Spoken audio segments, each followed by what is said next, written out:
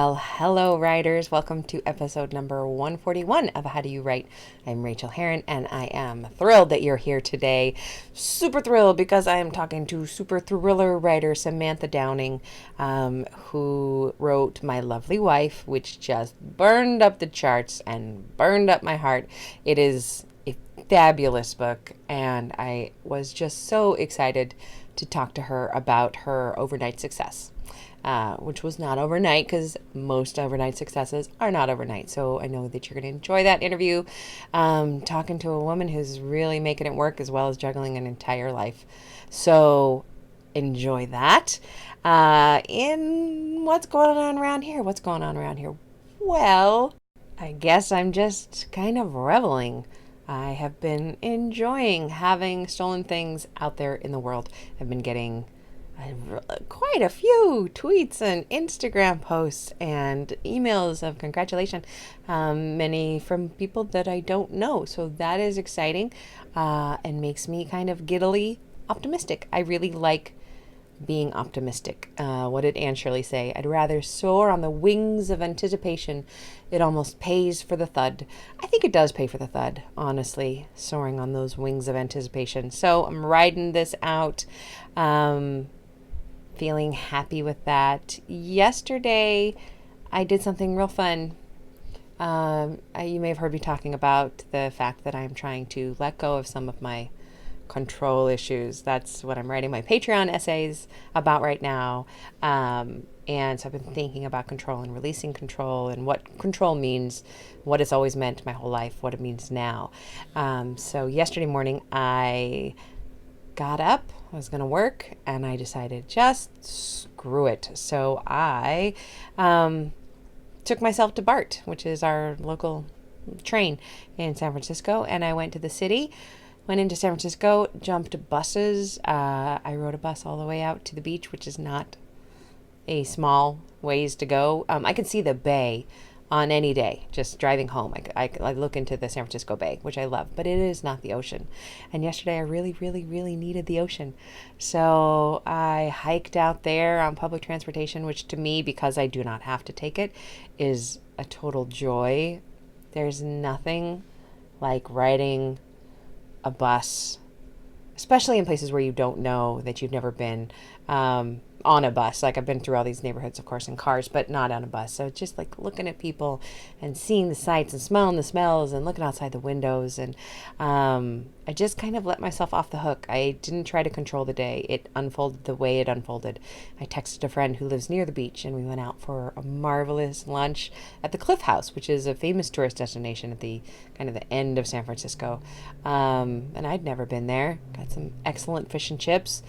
Took another couple of buses through many districts of San Francisco and ended up with my sister, having sushi with her. I basically just public transited myself all over San Francisco eating.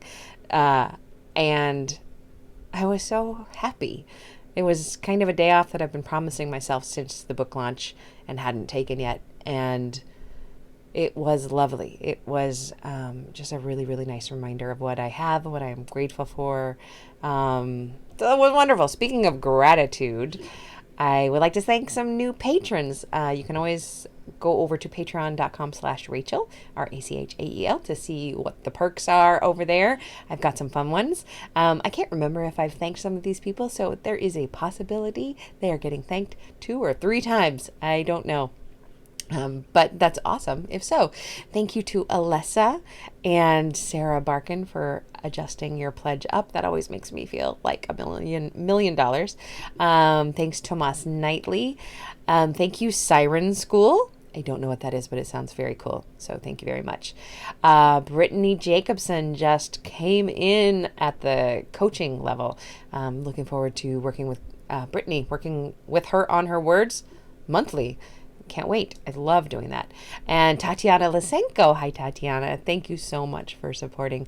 Thank you to all past, present, and future patrons. It really does mean the difference in me being able to write these essays that are then compiled into books that are then sitting around waiting for me to revise them, which is a very good problem to have.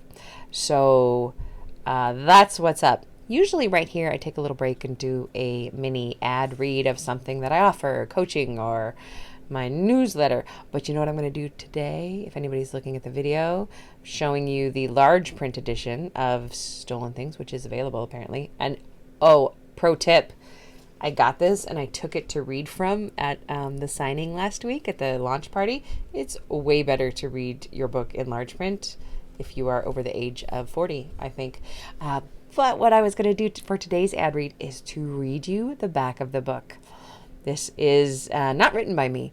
Luckily, editors usually write the back cover blurb, which is great because by the time you're done with the book and it's been sold, you don't want to think about it anymore, although you still have to. But writing back cover blurbs I find very, very difficult, and editors do it in a salesy way. I don't write stuff in a salesy way. I write stuff in a book way. My editor wrote a great sales back jacket copy, so I'm going to read it to you right now because I should tell you about my book. I have not taken any time to do that, perhaps ever. So it is called Stolen Things. Just came out from Penguin last week.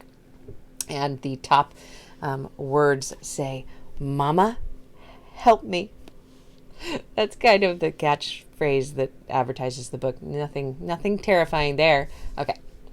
Lori Amati has worked as a 911 police dispatcher in her quiet Northern California town for almost 2 decades, but nothing in her nearly 20 years of experience could prepare her for the worst call of her career. Her teenage daughter, JoJo, is on the other end of the line. She is drugged, disoriented, and in pain, and even though the whole police department springs into action, there is nothing Lori can do to help. JoJo, who has been sexually assaulted, doesn't remember how she ended up at the home of Kevin Leeds, a pro football player famous for his work with the Citizens Against Police Brutality movement, though she insists he would never hurt her. And she has no idea where her best friend Harper, who was with her earlier in the evening, could be. As JoJo and Lori begin digging into Harper's private messages on social media to look for clues to her whereabouts, they uncover a conspiracy far bigger than they could have ever imagined. With Kevin's freedom on the line and the chances of finding Harper unharmed slipping away, Lori and JoJo begin to realize that they can't trust anyone to find Harper except themselves, not even the police department they've long considered family, and time is running out. That's Stolen Things. I don't think there's really any spoilers in there. Yeah, it starts off with a bang and keeps on banging. That sounded bad. So I hope that you might consider buying it. If you don't, please just keep listening. That's what this podcast is about. This podcast is about writing the books that then get sold in whatever various ways they are sold. But if you do like thrillers, you might like this one. I'm very happy about the reviews. Okay, now I'm getting a little bit self-conscious, so let us jump into the interview with the amazing Samantha Downing, who really does know from Thriller. I know you're going to enjoy this. I hope that you're getting your writing done. If you're not, do a little something. Write 50 words, and then email me to tell me about it. Or go over to howdoyourwrite.net or rachelherron.com. You can find me anywhere on the internet. I'm around, except for Twitter. I miss Twitter, but boy, my heart is happy you're not looking at that train wreck. So, happy writing to you, my friends, and enjoy this interview. All right, everybody, I could not be more pleased today to welcome to the show Samantha Downing. Hi, Samantha. Hello, it's nice to be here. Oh my Lord, I will get into how I attacked you at a conference, but let me give you a little bio first. Samantha Downing is the author of the USA Today and #1 international bestseller, My Lovely Wife. She was born and raised in Marin County, California, and now lives in New Orleans, where she is furiously typing away on her next thrilling standalone. So I got a copy, I know I told you, of My Lovely Wife in ARC form, so the advanced reader's copy, and I devoured it, and I just fell in love, and I was so into that book. And when I found out that you were at a agent's party that I was at, I basically attacked you with both hands and told you what a fangirl I was. And I hope that happens to you a lot. Is that something that happens a lot? Yeah, authors don't really get recognized the way other celebrities do, but yeah, when people when I'm at a conference or a book signing or something, and people, I'm very grateful for it. I love books that you just can't stop reading, and you have to read the next chapter. I mean, that's the best thing about reading ever. So if somebody gets that from my book, that's the goal. Like that's I've done my job. That is the whole goal. And I'm passionate about thrillers, and it's pretty much all I've been reading for the last 3 or 4 years, along with memoir. But memoir and thrillers. Thrillers are the thing that I always want in my hand. So when did My Lovely Wife come out? It wasn't that long ago. No, it was March 26th. When was the first time that you got like that big fan response? Was it like March 26 and a half? Yeah, I mean, I had a launch here in New Orleans, but nobody had read it yet since it had just come out. So I think it took a couple weeks before I started hearing from people who had bought the book. Before that, I had heard from people like you, yeah. The book bloggers and people who had and Instagram, things like that. So yeah, and the response was all positive, so that was amazing. And this is your first book, right? Yeah, it's my first published book. First published book. How many books? Because this is a show about process. I would love to know how many books do you have in the drawer? 11. Nice. I love hearing that. I love hearing that. Were they all thrillers, or were they all different genres? No, they were all different. I've been writing for about 20 years, and I wrote as a hobby. It was just like the thing I did. Some people go home at night and they cook or they garden or they play the guitar. I wrote because I loved it. The publishing industry to me was this weird labyrinth of how do you do it? I mean, it was almost like you need a separate degree to get into publishing. So I just found it frustrating anytime I even looked at it to even get through the process. So I was really concentrating on the craft of writing for 20 years. And My Lovely Wife was book number 12. That must just feel so satisfying to be recognized after toiling alone for so long. I'm just like vicariously living through you. It just feels and sounds so delicious. But I'm really excited to talk to you about this because you still are doing your day job, right? You still work full time, and you're working on the next novel. Or I think you had finished it. It's finished. I'm in the final edits of it. So let's talk about your process and where the heck you fit all of this in, because it sounded like a pretty high stress job. And where does writing come in? When and where and how? I generally write in the early morning. Anything creative in the early morning before anything else. Like 4 a.m. You're my people. I go to work very early, though. I start work at about 7 a.m. Yeah. So it's an early job. That's when I do anything creative because nothing else is in my head yet, and I'm fresh from the day. I can't really. I'm not a night writer. I can do some editing and things at night, but not the creative part. So I get up and I do it every morning. So if I can get 1,000 or 1,500 words in, I'm done for the day of that. And if you write 1,000 words a day, every single day, you'll have a 90,000 word book in 90 days. Yeah. And then you can start revising it. The math is astonishingly simple that way. It really is. And 1,000 words is, once you get used to it, is nothing. Right. So do you just kind of roll out of bed into the page? Do you make a cup of coffee? Do you feed the cats? Yeah, I get the coffee and sit down and go. And I have to have coffee. Coffee's the must. Well, yeah, if you're getting up that early. I used to have a job where I used to have to be at work at 6, and it was a 12-hour shift. And I would hit the page about 3:45 or 4, and I just remember the ultimate silence of that time. Like, there's nothing. If a car drives by, you're like, what? Is there an emergency? And there's something so beautiful about doing work then, especially when your body didn't really want to get out of bed, but you made it to the page anyway. Right, exactly. Yeah. Do you write every day, or do you take weekends off? I try to write every day. I'd say 6 days a week, probably not 7. Yeah. But yeah, that I try to. I have a writers group. I'm part of a critique group, and we meet once a week, and we critique, and it's that we do the work and submit it and critique each other's work, basically mostly every single week, barring vacations and things. How did you find your group?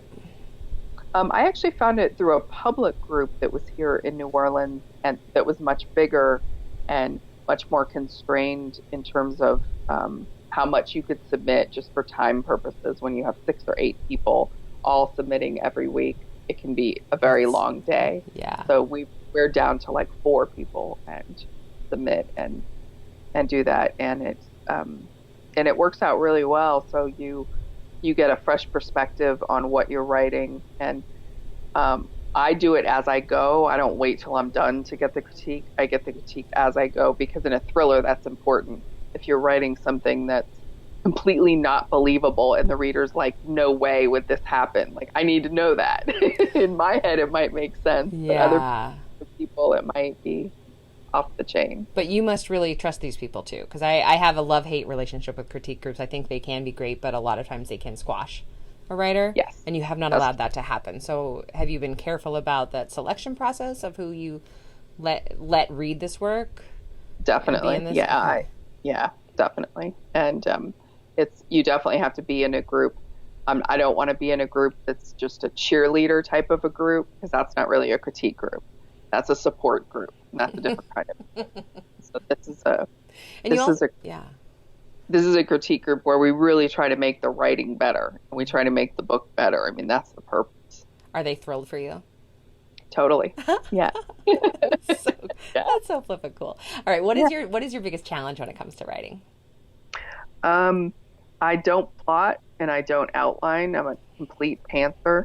So, this book must have surprised you as much as it surprised us as you were writing it. Yeah, definitely. So my biggest challenge is keeping, when you're writing a thriller, of anything that are like the clues early on that you have to make sure and pick up, or I have to go back and put the clue. If I write something new in chapter 50, I have to go back and adjust for it. So I write like 3 chapters and then sort of go back and make sure the continuity is there. And then about every 3 chapters, so I know you're not supposed to edit as you write, but if I don't, I just end up with a mess at the end, because there's too much to go back to do. I believe there's a lot of rules that we can all break when we need to break them. And if that's your process, that's your process. There are not very many people who successfully revise as they go, I think, and still complete books. But if you're doing it, that is your process. And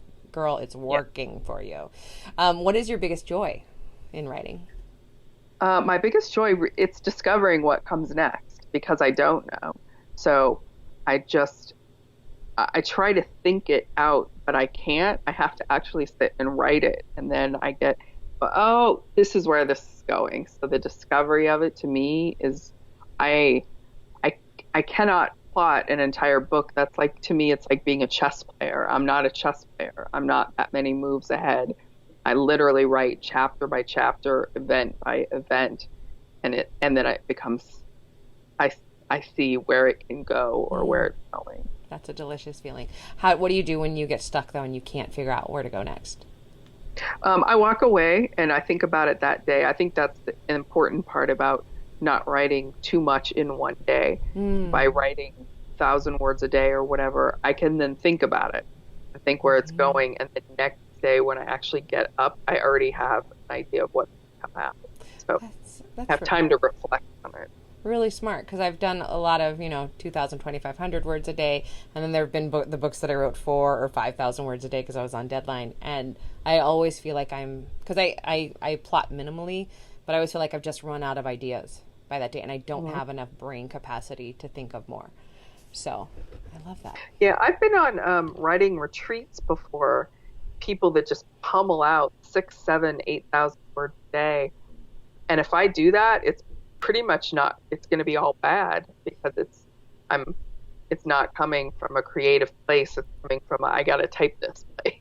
And if you have it plotted, it's perfect. Yeah. If you don't plot, it's not. So when I go on writing retreats, I try to be in the editing process.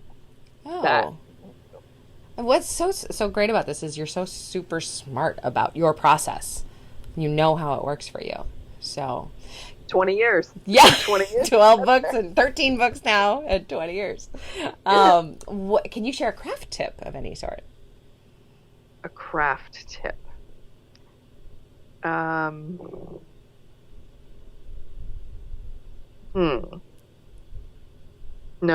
Okay. Let me ask a specific one then. Give me an example of what you Like like. how do you craft character? I just, Do they just come to you as you write? yeah, You're truly seat of the pants. Are you yeah, one of those people who completely. learn? This is me. I learn my character as I go through. I don't really know them in the first part of the book, and then I have to go Mhm. back to the beginning of the book to make them into the person I realized they were by the end of the book. Yeah, I have to do that. There are there are times I know, like with in My Lovely Wife, I knew it was a married couple. I knew the woman was a very strong woman, female character. I mean, I knew certain things going into it. But, I don't do character sheets. I don't Yeah. do. I know people that do that, and if it's helpful for you, that's great. I don't use Scrivener or any fancy program. I have one Word document. Everything is in one Word document. One word document. Oh my god. And then um, I, when I get deep into it, I just start making a list of the small plot points I either need to pick up on or get rid of, Mm. like the clues or the little kernels of something that I'm trying to allude to. I make Where a list of those, where do you keep those in a separate word document or a? separate Word document, Okay. two word Two documents. word That's documents for it. the whole book. I love that. What thing in your outside life, like your normal non writing life, what thing in your life affects your writing in maybe a surprising way, either for the good or the Um, I, bad? I think sometimes it can be conversations that I Hmm. hear and listening to how people talk. Um, Sometimes it can be just a scenario that I see, and I see, I see it as it could be something very normal, but in my mind, somebody's dying. So I think this is, you could murder somebody this way. And I'll tell you, I recently, we had a new office building built, and we walked through it while it was under construction, and you could see all the air ducts. And in movies, everybody crawls through the air ducts, Yeah. right? Well, they're not big enough in real life. In real life, they're actually small. It's a lie. It's all a lie. So I remember I looked up and I was like, how am I supposed to escape terrorists? Where am I going to go? What is happening here? When the serial killer comes, these air ducts are not sufficient. It's, You it's guys the are not parent. helping serial killers at all, HVAC people. But that makes And they said sense. that they're never like that. It's all a lie. So it wasn't even like, 10 years ago they Ever. were, oh my God. How No. many movies? How many? Stranger I Things don't know. season 3. Like, I don't. I mean, go all the way back to like Die Hard. yes. Didn't I That's mean they're everywhere. the. That is good It's to a know. I lie. will not use it. I will not use it in my next book. I don't think I've ever used it, but I would until now. Exactly. What is the best book that you've read recently? And why did you love it? That I read recently. What have I read recently? Oh, I just read Joshua Jackson's Never Have I Ever, which just came out like Ooh. 2 weeks ago. And I think that's the greatest title ever. It's Never Have I Ever. really the best title. I love that title. And it is about a woman that has a creepy neighbor come move next door and And it's a come to her thriller? party. Thriller. Yeah, Jocelyn Jackson. She's great. Is I it love out that. now or did you read it in advance reader copy? No, out now. It just came out 2 weeks ago. Ooh, Brand new. I'm going camping this weekend. Maybe I'll download that for the trip. You should get one in the woods. I You know, have I'm to too get scared. one in I'm the too woods. scared. I think I would just drive home. We'd wake up and Rachel's gone. She went. I was the kid who would always call my mom from the slumber party and have her come get me. So I need to Oh, stay well, there. the All right. woods are The scary. woods are Bad things happen terrifying. in the woods. I'm still scared of the Blair Witch Project. I'm still terrified. Oh, oh. Well, why don't you tell us a little tiny bit about My Lovely Wife for people who are listening and where they can find the book and where they can find you? Okay. It is about a couple who has been married for 15 years. They have two teenage children, and they have a very unusual way of spicing up their marriage, which includes murder. because when it has to be done, it has to be done. And it's available everywhere, but there are links on my website at samanthadowning.com. And you guys should read it. It was so unputdownable, as the kids say. Thank you, Samantha. It's been such a treat and a joy talking to you. Thanks for writing. Thank you for your next book in advance. I will one-click it. And thanks for being on the show. You just made my whole week. So thank you. Thank you for having me. You're welcome. And good luck on your debut. Oh, good Or God. on your debut thriller. I'm so nervous, but thank you. You should say the title. Say the title here. It's called Stolen Things. Stolen Things, available everywhere soon. 5 days from recording. I'm going to throw up. Okay. Thank you, my friend. I really appreciate talking to you. Thank you. Take care. All right. Bye. Okay, bye-bye.